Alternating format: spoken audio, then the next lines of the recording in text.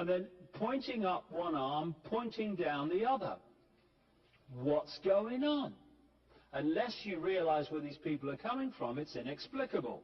Well, if you just hold that in your mind, arm up, arm down, naked from the waist up, and then Bill Clinton's covered in a piece of cloth, well, this is where it's coming from.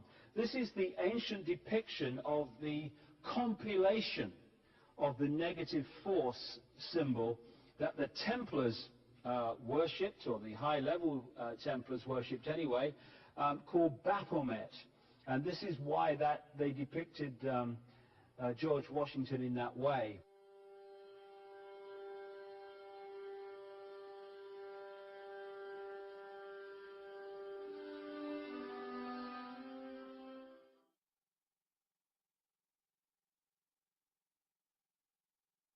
We go to the Nazis. Now, of course, the Allies were against the Nazis. I read that somewhere too.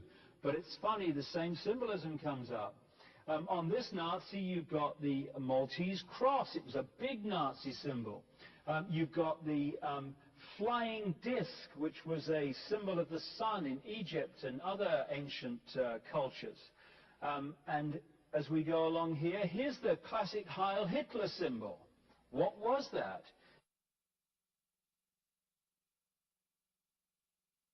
It was a symbol from a ritual of a secret society, a satanic secret society called the Order of the Golden Dawn, involving a guy called Aleister Crowley, which was working through both the Allies, the British, and the Nazis during the Second World War.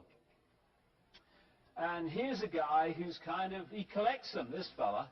Another Nazi, look, he's got the Maltese cross, he's got the skull and bones, he's got the reverse swastika, the sun symbol of the Phoenicians, and he's got the eagle, which is symbolic of the phoenix, the sunbird of the Phoenicians and the Egyptians.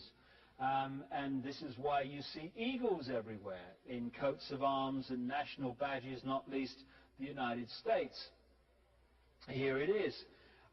The original, apparently, coat of arms in the United States actually had a phoenix until it was switched to the eagle. And if you count the number of arrows there, the number of feathers, the number of letters in that name, and all this massive symbolism, they all add up to key esoteric numbers like 13, 9, etc., etc., because initiates created this.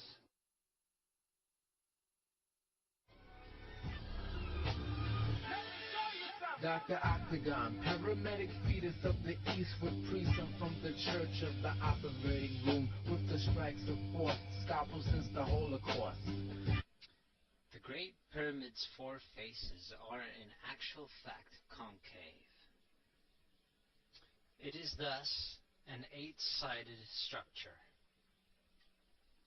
The King's Chamber's floor plan reveals that it is a perfect double square.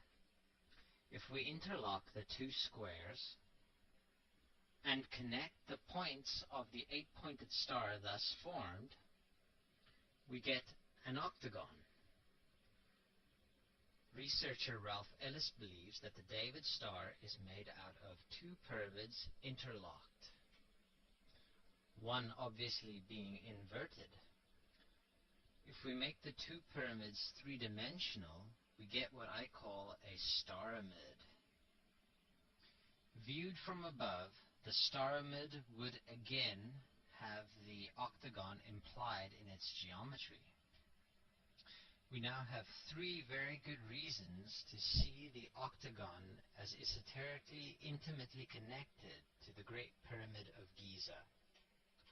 That is the double square of the King's Chamber, the staramid viewed from above, and the 8 faces of the Great Pyramid itself.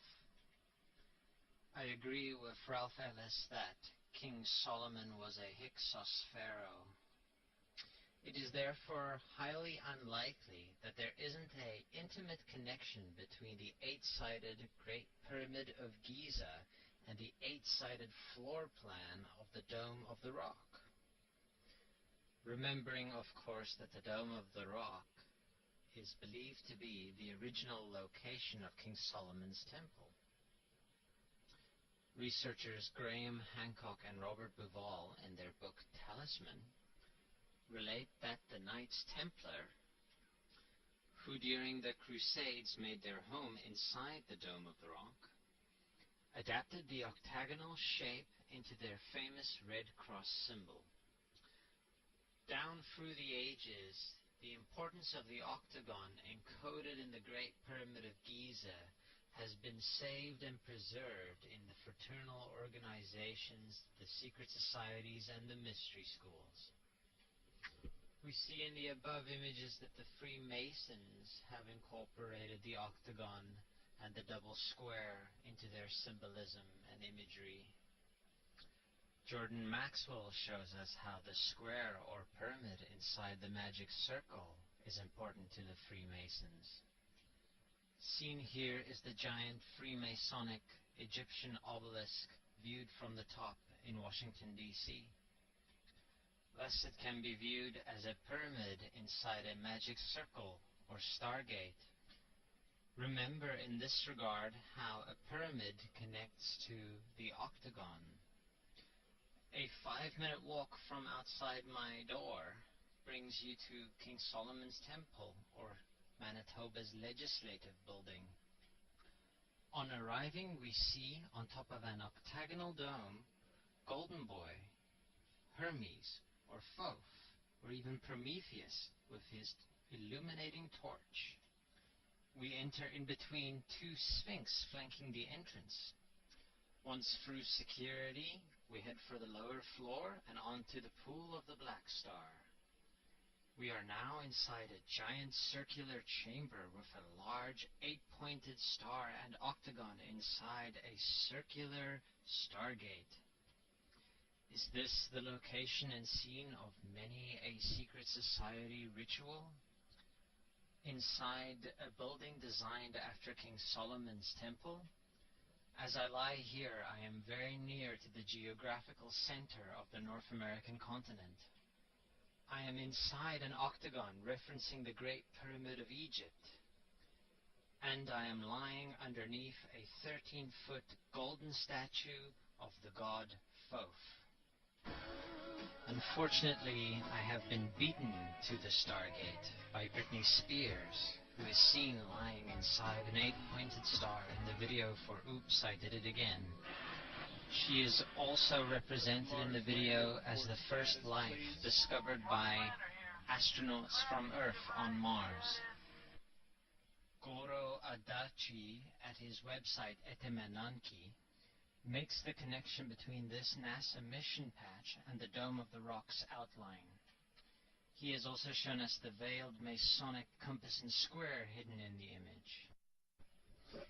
It is likely that the compass and square, just like the Star of David, has its origin in two interlocking pyramids, one inverted, as above, so below. Notice the eye of cosmic illumination of the Stargate inside the two pyramids. Remember that if we think of the two pyramids as three-dimensional, we can see how the octagon is implied even by the shape of the David star or the compass and the square. There is one more way to connect the shapes of the octagon and the pyramid.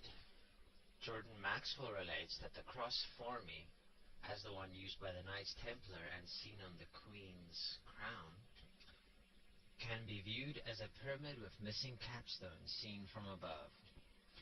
The cross shape can be connected back to the Dome of the Rock, connecting the Dome of the Rock again to the pyramids. We see the pyramids and the 8 connected again in the logo of the G8 summit. Remember, summit could be seen as the peak of a pyramid, the apex. Remember how we connected the pyramids and the octagon and the 8 all to this symbol, the compass and the square. This one with the enigmatic G in the middle. At the moment, I think of the G as the word gate, Stargate. In actual fact, the G8 logo above with the pyramid, the G and the 8, is the equivalent of the compass and the square with the G inside. This all being no surprise considering who sits at the G8 summit. Is the G and the 8 just a veiled way of saying gate? This is the octagonal Millennium Gate from Star Trek Voyager. This octagonal tower was said to be the model for the first habitat on Mars. But hang on a second. Wasn't Britney Spears the first life on Mars? Inside an 8-pointed star, no less? Notice again, please, the 3 pillars going up to the Stargate.